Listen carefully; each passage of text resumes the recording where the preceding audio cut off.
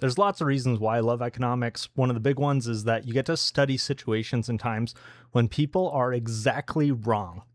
And by exactly wrong, I don't mean they just think they're wrong, or sorry, they think something and they're wrong for thinking that, or they do something and it has a bad outcome. I mean, if you're exactly wrong, I imagine that you are trying to accomplish ABC with your actions, and you accomplish the opposite of A, the opposite of B, and the opposite of C, and just completely subvert what you're trying to do and accomplish the exact opposite.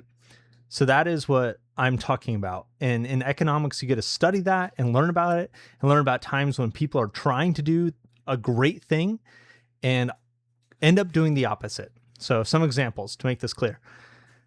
There are school districts inside of California, although this has probably happened to other places too. I'm not here to bag on California, that wanted to improve the quality of education by reducing class sizes. There's a lot of great research out there that suggests that smaller class sizes improves educational outcomes. So why don't you make a rule that school districts have to have smaller class sizes? And of course, that would improve school outcomes. Well, the problem with making a rule requiring schools to have smaller class sizes is that now they need more teachers. And if they're desperate for teachers, if there's a teacher shortage, and then you suddenly have to hire more teachers, you have to lower the bar for hiring teachers. You know what matters more than class size for educational outcomes?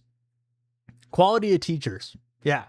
So if you, in the name of trying to improve educational outcomes, make the decision to hire a bunch of inexperienced teachers, you can end up having worse educational outcomes than if you had never required smaller class sizes at all. And that is what we saw. That is what happened. Another example are governments that have tried to reduce waste by eliminating or by limiting the amount of bags that you can throw away. This one isn't exactly completely the opposite of what they're trying to do, but they wanted to reduce waste. They said, hey, you can only throw away 5 garbage bags worth of garbage. Well, guess what you do? You compress. You compress all of the garbage so that it can fit inside of those individual bags. This was in Boston, and they called it the Boston Stomp. I think this happened back in the 80s or something like that. Well, people were stomping on their garbage to make it all fit. And so not exactly the opposite of what they're trying to do, but once again, a policy that just didn't work out. Another example, this is, I think, a more famous one, is when a government trying to reduce a pest population like snakes or rats or whatever, they reward you for bringing in the dead or captured versions of that pest. So I think this happened with snakes or some kind of dangerous invasive species where you would get paid for bringing in this animal. And so what did people do? They started breeding this animal and they would breed this animal and bring it in and get paid. And then once it was discovered by the government that the program was actually not eliminating the pest in the wild, it was in fact, it was incentivizing people to breed them. The program was eliminated, and then the people had no more reason to breed them, and so they let them out into the wild. And so it was a complete disaster of a program, completely subverted their goal, which was to eliminate the pest, but instead it created more of the pest by having bad incentives. Economics is wonderful. And then the last example I'll give is one from Magic. In Magic, with the Magic 30th edition, where Wizards of the Coast believed that by reprinting some of the most treasured and iconic cards of all time, that they could increase demand for a product and that players would want this product. But in fact, the exact opposite happened. People did not buy Magic 30th edition. In my opinion, it decreased and helped kind of ruin Magic markets in many different ways for both vintage and modern products that people were not willing to buy, especially because of Magic 30th edition. And so that was an example of a time when Wizards of the Coast thought they were doing the right thing and improving outcomes, but instead made a decision that really hurt them, hurt their company, hurt Magic. Right. So why are we talking about people who were exactly wrong, or situations where people thought they were doing the right thing, but it actually was kind of the opposite of everything?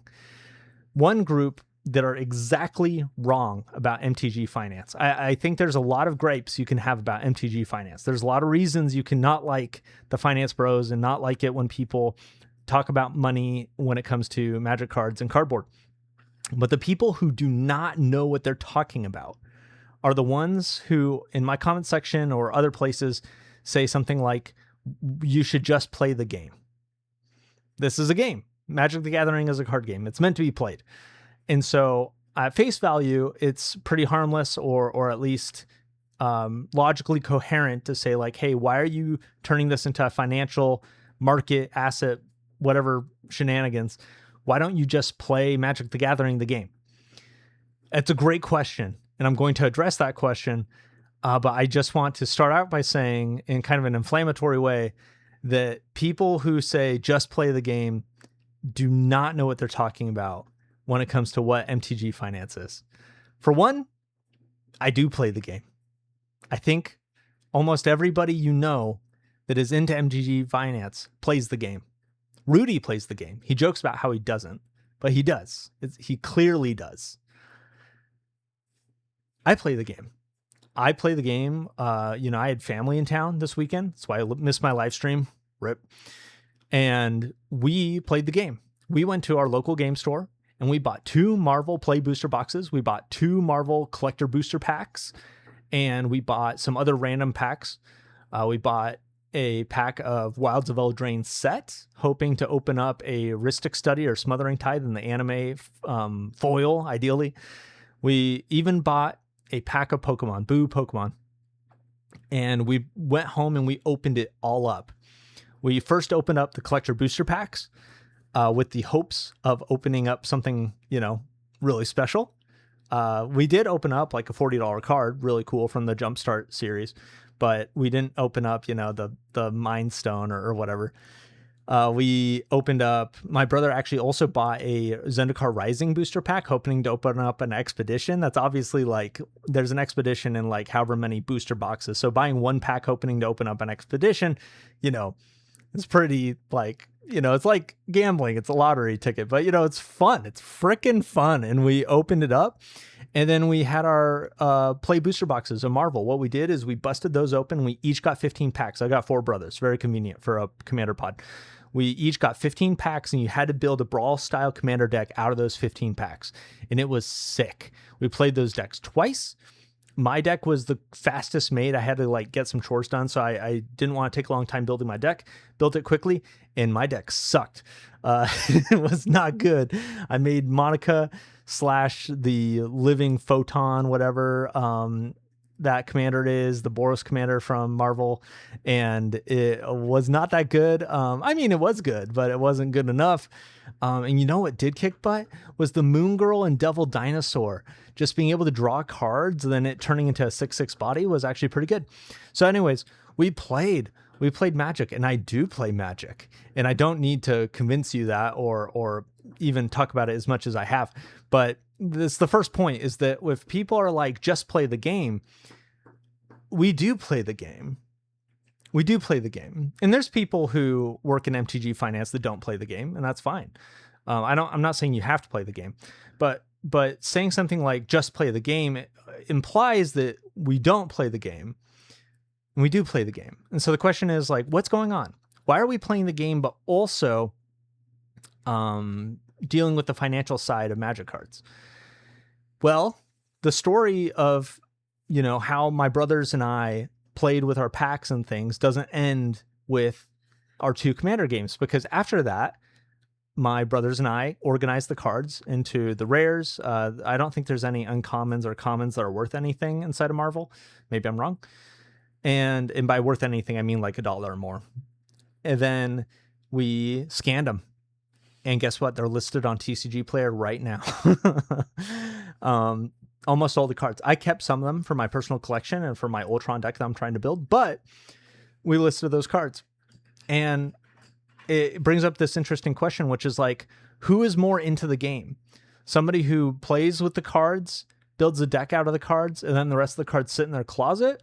Or somebody who plays with the cards, builds decks with the cards, and then sells the cards on TCG Player to get more money so that you can buy more cards, play with more cards, and build more decks? right? Like, who's into the game more?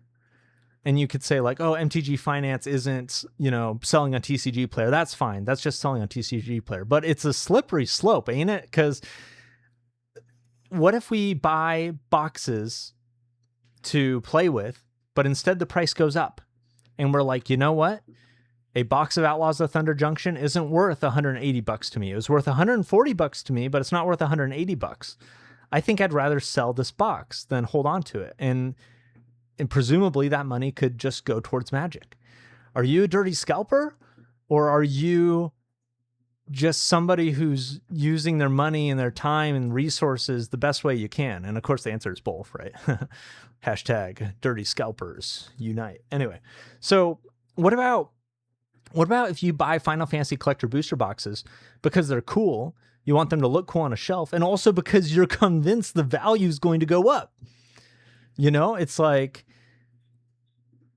what if you buy something because it has value and that value is going to go up? You should just play the game. Don't do that. Well, I do play the game. We do play the game. And we engage with the game in such a deeper way.